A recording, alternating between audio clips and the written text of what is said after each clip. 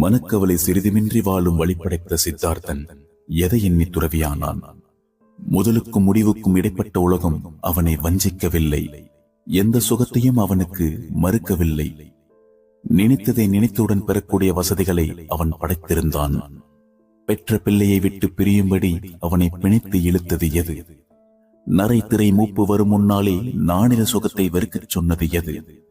போரில் தோற்று விரக்தி அடைந்தானா? பொருளை இழந்து கவலை கொண்டானா? சித்தர்களைப் போல் அனுபவித்து ஓய்ந்த பின் உழம்பி அழுதானா? இளமை துறவுக்கு அவனை இழுத்துச் சென்றது எது? இல்லாதவனவெல்லாம் கிடைக்காதா என்று ஏங்கும் சுகத்தை பிறப்பிலேயே பெற்றவன் தூக்கி எறிந்தானே ஏன்? அவன் சூன்யத்தில் நியாயத்தை கண்டான்.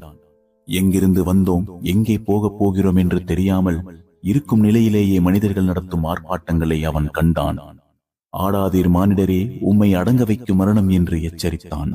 சாக பிறந்த மனிதன் தர்மத்தோடு சாக வேண்டும் என்று அவன் நினைத்தான். தர்மத்தை மனிதருக்கு சொல்ல புறப்பட்டான். இதுதான் சாவென்று தெரியாத மனிதனுக்கு இதுதான் வாழ்வென்று கற்றுக் கொடுத்தான். சாவு தவிர்க்க முடியாதது என்பதை கையில் வைத்துக் கொண்டுதான் வாழ்வை அறிவுறுத்தினான் அவன். பாவம் என்ற கல்லறைக்கு பல வழி என்றும் தர்மதேவன் கோவிலுக்கு ஒரு வழி.